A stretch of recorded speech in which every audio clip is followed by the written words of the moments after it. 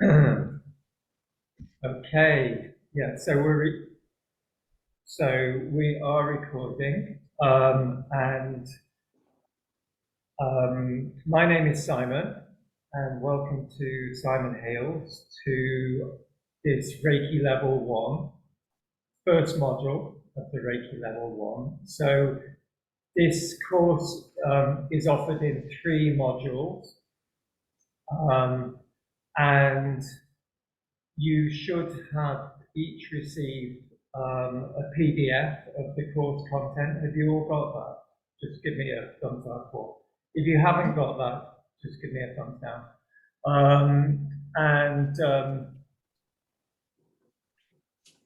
You will also, each of you will have a one-to-one session with me in which we do your attunements. I'll be telling you more about the attunements in today's class. Yeah, let's jump right in and get going with the course material. So I'm not going to read through this page by page because you can do that for yourselves. But I will be referring time to time to kind of like specific pages and illustrations in the course manual. You will have noticed as well too that the course manual refers on the cover page refers to Anahata. Now Anahata is the name of my retreat center here in Thailand, just for your information. It also refers in the training manual here to the fact that I'm an 8th generation Reiki Master. And again, I will, as part of this first module, we will be talking about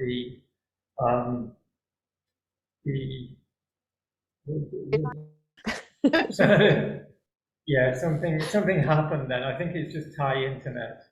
So yeah, we'll also be talking about the Reiki lineage.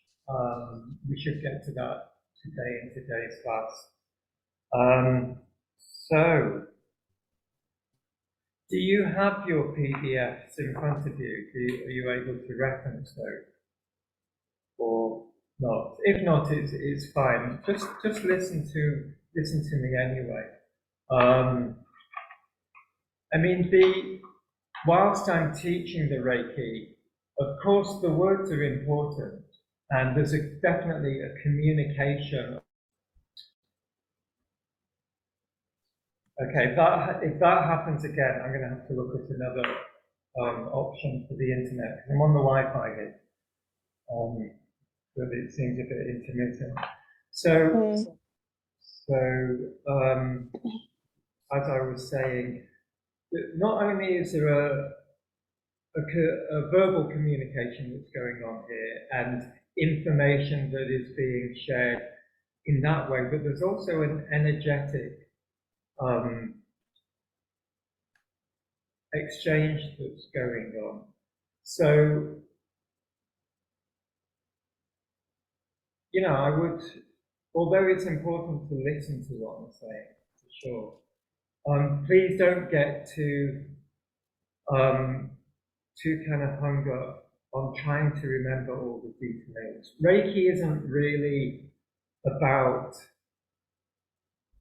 knowledge in the way that, you know, when we go to school and we learn something and we're kind of like, our heads are getting crammed full of all this kind of information, much of which we kind of realize subsequently is nonsense, but not that valuable. And Reiki's not really about that. My role here is to really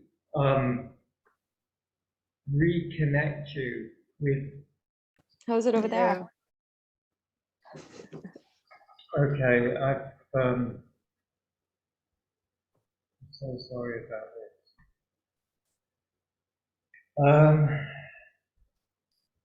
I'm switching on to another source of internet here. This is quite normal, Simon. Every time you start something, it's always technology. It is, acting out. isn't it? You know, Yeah. you can't help feeling that that's intentional, hey? You know, particularly when we're trying to share with each other, Mm-hmm. you know, this light and this sacred kind of gnosis. Yeah, I was doing a meeting today with Melissa, and yeah, we have the same going on all day. Yeah. Okay, so fingers crossed, hey. Yeah, so this isn't really about cramming our heads full of stuff. Yeah. So listen to me, and if you remember it, that's great. If you don't, that's great as well. There's more importantly, there's an exchange of energy that's going on here, and my role really is to connect you, or I should say, reconnect you with something that is really inherent, you know, in being a human, which is that connection with that source, and just being with source and being open to allowing that to flow through us. And when I say source, in a way, that's what the Japanese call ki. So Reiki is a traditional Japanese healing art, and it's two words, Rei and Ki, and the ki really is what we could call source energy. The Chinese use the word qi, so for the Chinese that are listening, it's qi.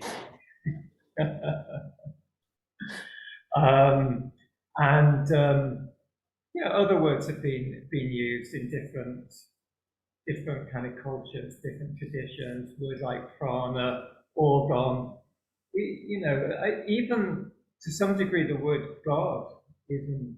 It's kind of similar in a way. If you kind of take the personification, which you know, the kind of Western traditions like Judaism and Christianity have done, they've kind of personified God. But if you take that personification out of this, it's the same thing. You know, it's that brings life to everything, and that's what Reiki is. Okay, so that's the end of the course. Thank you. So I want to share with you a quote which I put right at the beginning of the course, and I did that deliberately because it's a great reminder. And if you do go on to study Reiki to higher levels and become Reiki practitioners and maybe even Reiki Masters, you'll keep coming back to this quote, which I do, which is that the healer is not really a healer because he is not a doer. Healing happens through him. To be a healer really means not to be. The less you are, the better the healing will happen. And that's a quote from Osho. And really what Osho is reminding us that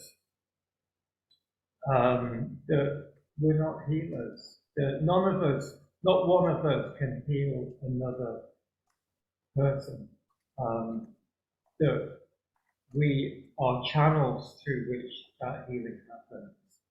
And to be a good channel means to be less. And the less that Osho is referring to is the ego, is the self. You know, we say in English about someone being full of themselves. So we need to empty ourselves. And Reiki is really the journey of emptying yourself to become that channel. In Reiki, we often refer to that as becoming like a hollow bamboo.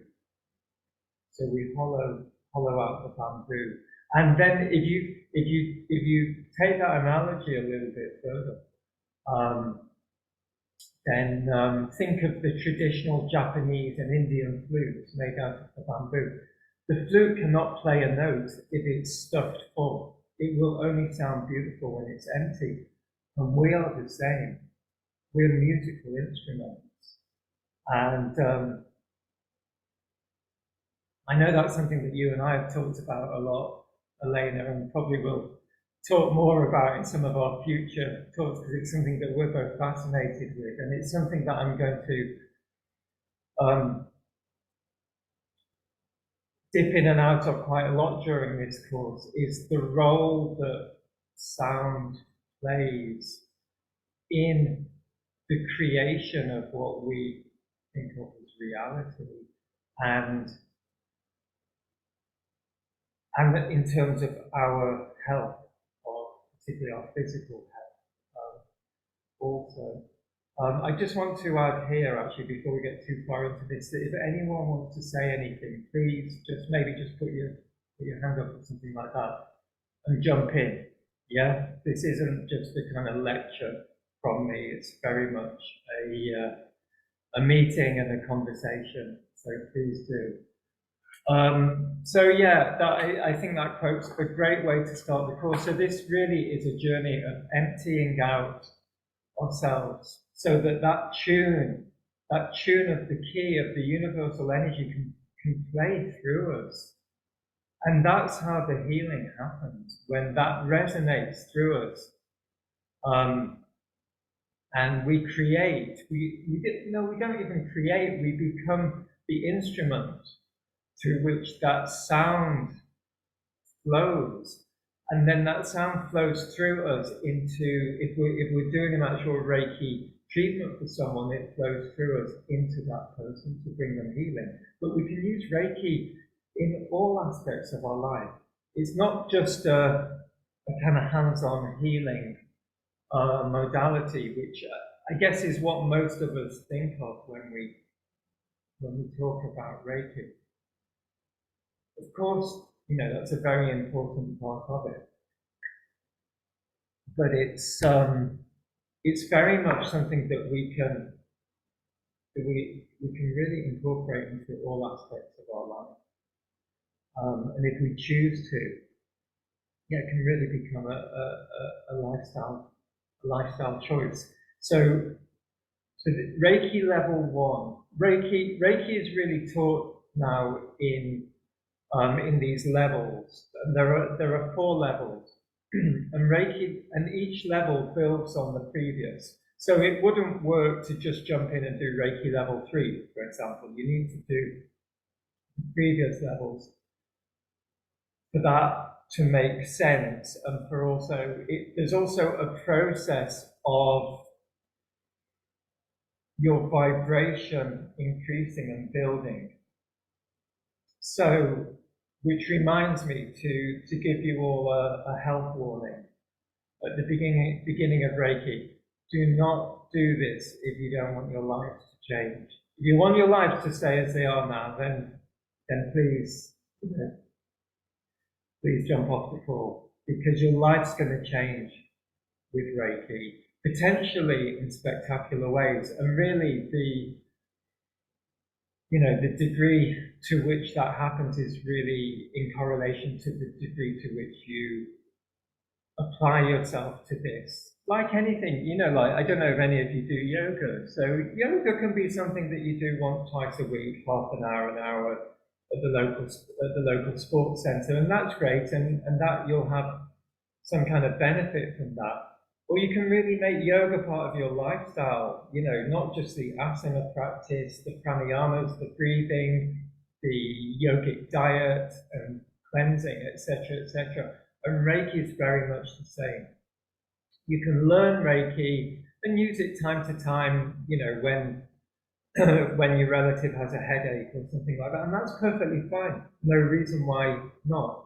Or you can really embrace it as part of your lifestyle, and then, as I say, the rewards for that are quite phenomenal.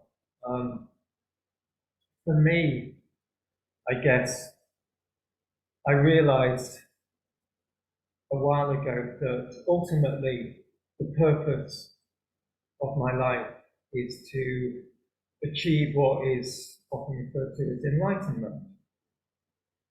And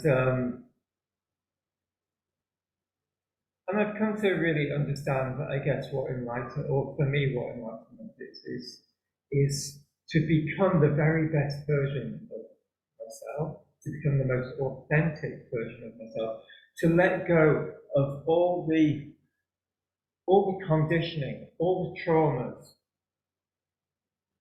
both from this lifetime and past lifetimes, that are preventing me in some way being the best version of myself and manifesting the very best reality that I am able to. And when I came to Reiki, I recognized this as a tool that was really going to help me with that journey. And I think these days there are many healing practitioners that have a whole bunch of kind of certificates and learn a whole bunch of modalities from possibly, and I may be completely wrong, doing some people an injustice here, but my sense is that it's that kind of more is better kind of approach that we've all been conditioned to believe. The more qualifications that we have, the more money we have, everything we have more is better. And I don't really go along with that. I kind of much more align with the practice of becoming a master of something. So I'm a Reiki Master, but I haven't mastered it yet. I've got a certificate that says I'm a Reiki Master. So for me, yes, there are a couple of other modalities that I practice, and the reason is because they complement Reiki. But for me, it's like, I don't play golf, but if you think of golf, it's really easy. You get a stick and a ball, and you hit the ball in the hole with a stick. So what else? It's easy, isn't it? But if you talk to anyone that plays golf, they can spend their whole life perfecting getting the ball in a hole with a stick. And Reiki is kind of like that. It's so simple. It's so simple. But at the same time, it's without, its depth is limitless, or at least I have not found it, and I'm learning all the time. There's another wonderful quote here, which I'll read quickly, from the Dalai Lama. When asked what surprised him most about humanity, answered, man, because he sacrifices his health in order to make money. Then he sacrifices money to recuperate his health. And then he is so anxious about the future that he does not enjoy the present. The result being that he does not live in the present or the future. He lives as if he is never going to die, and then dies having never really lived. The Dalai Lama has an amazing ability to capture so much in so few words. And he's done it, so brilliantly there. And how does that relate to Reiki? It's, again, about, the message there is about simplifying our lives and bringing, being fully in the present and not measuring our health by what we have consumed or attained. That's, our health, which is our best wealth, and it's the only real currency. The dollar, the pound, the yen, whatever, they could have no value tomorrow. Gold could have no value tomorrow. Cryptocurrencies could have no value tomorrow. Or the only real currency that has any real value is your health. And Reiki for sure, as a practice, will go a very long way to keeping you healthy. So for me, that makes it incredibly valuable. And it's also a meditation practice. So it really helps to keep us grounded and centered into the present moment. And in fact, during this course, we're going to look at practices for grounding, for centering ourselves. Because these are crucial if we're going to do any kind of spiritual work. We need to be grounded and centered and protected as well. Because we do open ourselves up to spirit when we do this work. So when we do that, we need to make sure that we're really well grounded and protected. So what is Reiki? As I said, it's a Japanese word that refers to, loosely translated, the universal life force energy. That's the kind of general translation that's given to it.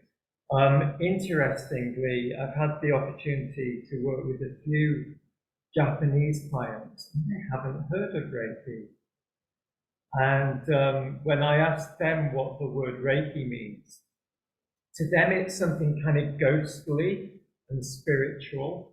So I think the Rei part of the word means it's kind of ghostly. It's spiritual, so it's this kind of ghostly energy, this spiritual energy.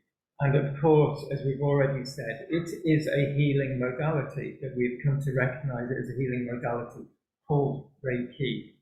But as I say, please broaden your minds to it being so much more than that. So this chi, this universal energy, is the energy that flows through everything. It is all that is. And for me, and I think many Reiki practitioners would concur with this, that there's a certain quality to the Reiki energy. I hear people talk about, they'll refer to it maybe in colours, or a feeling that it feels kind of silky, it feels smooth, it feels loving, or it's a purple colour. For me, it's the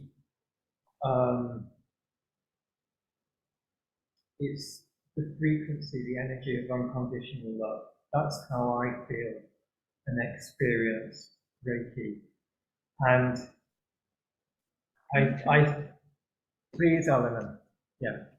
I just thought about that when you mentioned that Rei in Japanese refers to ghostly spiritual energy. Is it accurate to say that this universal energy that we're talking about today is equivalent to the Holy Spirit in general? What do you think? Yeah, I would go along with that, and then I would say that Reiki, in a way, is the grace.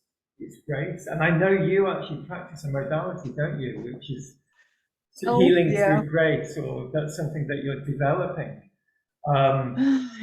You know, and it's that unconditional love, and I suggest that what we think of as reality and all that it involves is created by this frequency of unconditional love, and which brings us to sound, where sound fits in with this, because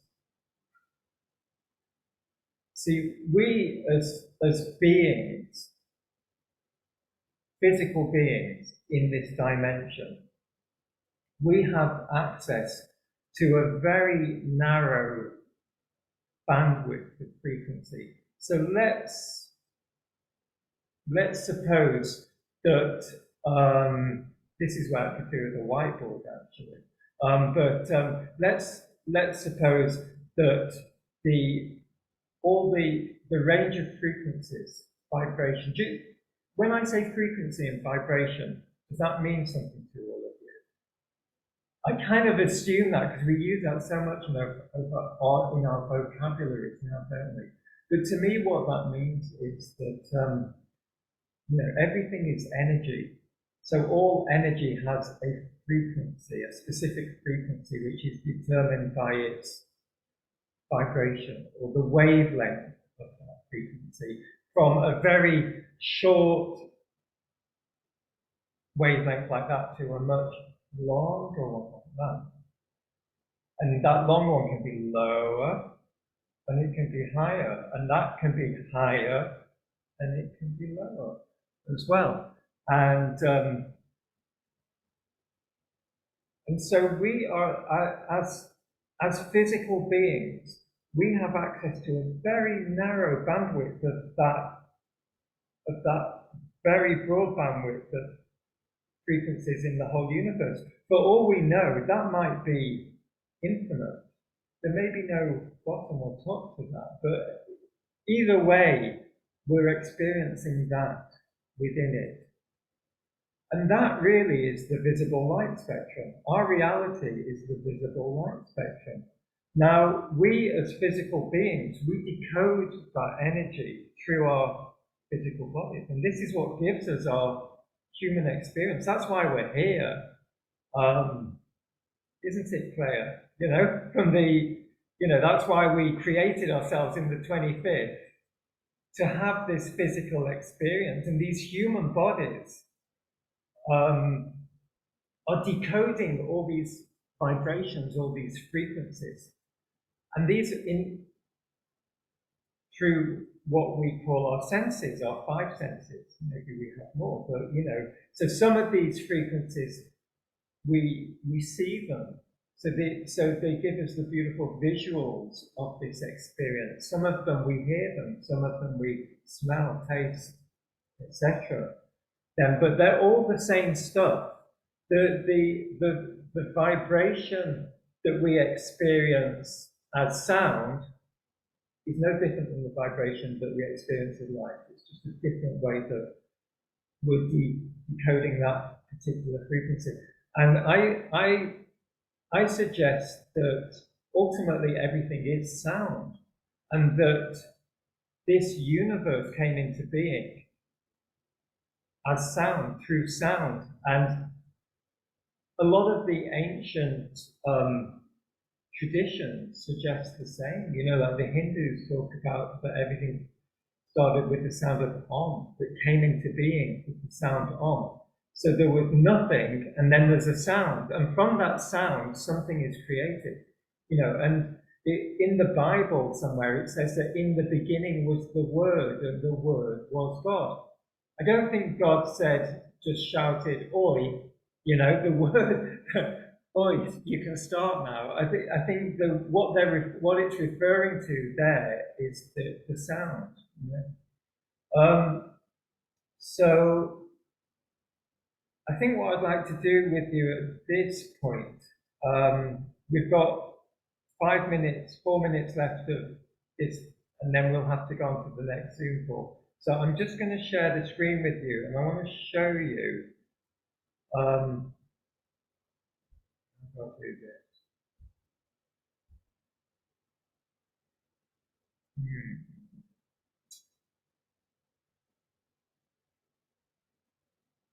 Where is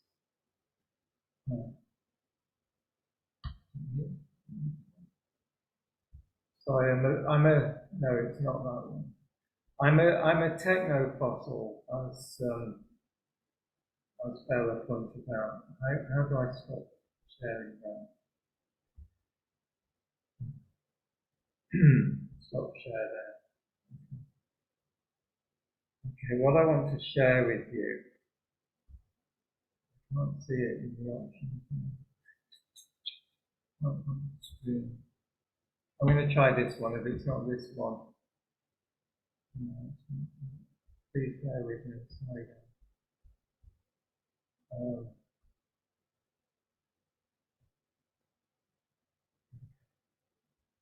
Yeah, for some reason it had closed. So let's jump back onto Zoom. We've got a couple of minutes left. Can you see my screen now?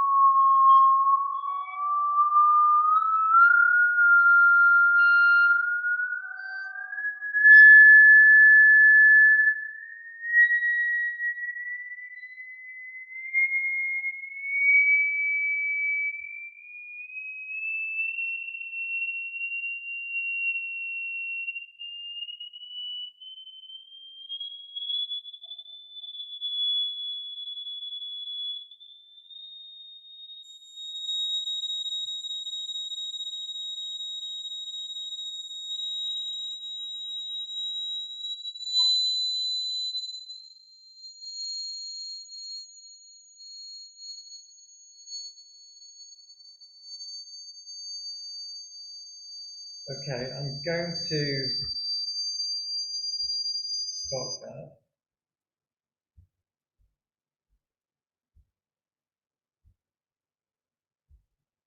Okay, so we'll talk about that in a moment. This first meeting is just about to come to an end.